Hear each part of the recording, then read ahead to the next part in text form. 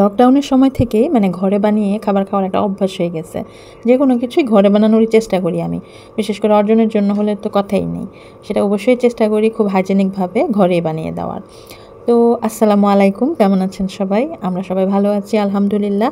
তো আজকে আপনাদের সামনে একটা লং ভিডিও নিয়ে হাজির হয়ে গেলাম, আর সেটা হচ্ছে একটা রেসিপি ভিডিও। আর সেই রেসিপি হচ্ছে একটা নাস্তার রেসিপি, আর সেটা হচ্ছে স্পাইসি ব্রেড। মানে নাম দিয়েছি স্পাইসি ব্রেড। মানে অনেকদিন আগে একটা দেখেছিলাম, ভিডিও দেখেছিলাম হচ্ছে পাউরুটি বানানোর লোকাল একটা বেকারিতে। সেটা দেখার পর আর পাউরুটি কিনে খেতে ইচ্ছা করে না, মানে এতই নোংরা পরিবেশে পাউরুটি তৈরি হয়। তো আমি চেষ্টা করি 90% টাইম ঘরেই পাউরুটি বানানোর জন্য। এটা আসলে ঠিক পাউরুটিও না, আবার হচ্ছে পিৎজাও না। মানে আসলে দেখেন আপনারা রেসিপিটা, আমি আপনাদের সাথে শেয়ার করি, বুঝিয়ে বলি। যদি কারো কাজে লাগে, যদি কেউ শিখে বাচ্চার জন্য বানাতে চান বা নিজের জন্য বানাতে চান, তাহলে বানাতে পারেন। আমি খুব ইজিভাবে আপনাদের সাথে শেয়ার করব। তো ভিডিওতে অনেক দূর মানে হয়ে গেল, আমি তাও আবার প্রথম থেকে বলি। তো ময়দা নিয়েছি পরিমাণ মতো, মানে যতটুকু আপনার দরকার। আমি 2 কাপ পরিমাণ ময়দা নিয়েছিলাম। তার মধ্যে হচ্ছে ইস্ট নিয়েছিলাম হচ্ছে 1 চিপি পরিমাণ ইস্ট, মানে অ্যাক্টিভ যেটা ড্রাই ইস্ট সেটা নিয়েছি।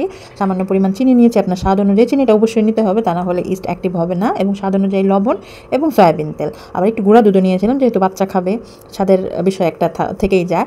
তো সবগুলো সুন্দর করে একটু কুসুম গরম পানি দিয়ে একটা ডো বানিয়েছি। ডো বানিয়ে ওভেনের ভিতর রেখে দিয়েছি, মানে যে কোনো গরম জায়গায় 40 মিনিট বা 1 ঘন্টার জন্য রেখে দিলেই হবে। তো 1 ঘন্টা পরে এই যে আমার ডোটা প্রায় ফুলে দ্বিগুণ বা 4 গুণ হয়ে যায়। যদি আমার ইস্ট ভালো থাকে, মানে ঠিকমতো অ্যাক্টিভ হয়, তাহলে সেটা 4 গুণ হয়ে যায় অনেক ক্ষেত্রে। তো এই যে এভাবে মোল্ডে নিয়েছি, মোল্ডে একটা বেকিং পেপার দিয়ে নিয়েছি। আপনি চাইলে তেল ব্রাশ করে নিতে পারেন।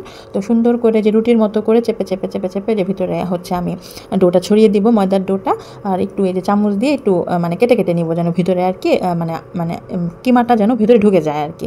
সসটা বা কিমাটা যেন ভিতরে আটকে আটকে থাকতে পারে সেজন্য। তো তার উপরে যেটা দিচ্ছি সেটা হচ্ছে আমি চিকেন কিমা দিচ্ছি, মানে চিকেন আর পেঁয়াজ দিয়ে রান্না করেছে সেটা। এখানে আপনি যে কোনো কিছু দিতে পারেন, মানে যে কোনো ঝাল কিছু। আর চাইলে আপনি মিষ্টি কিছু দিতে পারেন, সেটা মিষ্টি ব্রেড হবে। আপনি এখানে চাইলে পাতাকপি ভাজি দিতে পারেন, আলু ভাজি দিতে পারেন, কিংবা ডিম ঝুরা করে ভাজি করে দিতে পারেন। মাংস, সিদ্ধ মাংস হচ্ছে মশলা দিয়ে একটু রান্না করেও দিতে পারেন, আপনার ইচ্ছা। আপনি যে কোনো কিছু দিয়ে এই ব্রেডটা বানিয়ে ফেলতে পারেন। তো এইভাবে ছড়িয়ে তার উপরে একটু টমেটো সস দিয়ে নিলাম। টমেটো সস দেওয়ার পরে যে ওভেনে দিয়ে দিচ্ছি। ওভেনে কিছুক্ষণ আবার রেস্টে ছিল 15-20 মিনিটের মতো। তারপরে হচ্ছে আমি 160 ডিগ্রিতে 25 মিনিটের জন্য বেক করে নিয়েছি। আপনি চাইলে চুলায়ও করতে পারেন, ননস্টিকের ফ্রাই প্যানে দিয়ে খুব ঢিমি আছে আপনি সুন্দর করে বেক করে নিতে পারেন। আমি ওভেন ছাড়া আমি চুলাতেও বেক করেছি। তারপর ব্রেড নাইফ দিয়ে ছোটো ছোটো টুকরা করে বক্সে করে ফ্রিজে রেখে দিব। তারপর যখন ইচ্ছা 2 টুকরা করে নামিয়ে, মানে একটু তাওয়ায় অল্প করে গরম করে বা ওভেনে দিয়ে গরম করে বাচ্চাকে সুন্দর কিন্তু দেওয়া যায়। মানে আমি আমার অর্জনকে ঠিক এভাবেই দেই, অর্জন খুব মজা করে খায়। আপনারাও চাইলে বানাইতে পারেন, খুবই কিন্তু সহজ এই রেসিপিটা। দোকান থেকে কিনে, মানে অনেক দাম দিয়ে কিনে নোংরা অস্বাস্থ্যকর জিনিস খাওয়ার চাইতে বাসায় এভাবে বাচ্চাকে যদি বানিয়ে দেওয়া যায়, তাহলে কিন্তু খুবই ভালো হয়। আমি সবসময় অর্জনকে এভাবে বানিয়ে দেই। আর চাইলে কিন্তু আপনি সকালের নাস্তা 1 কাপ চায়ের সাথে 2 পিস এরকম ব্রেড খেলে সুন্দর নাস্তা হয়ে যায়। তো এই হচ্ছে স্পাইসি ব্রেড। ভালো লাগলে লাইক, কমেন্ট, শেয়ার।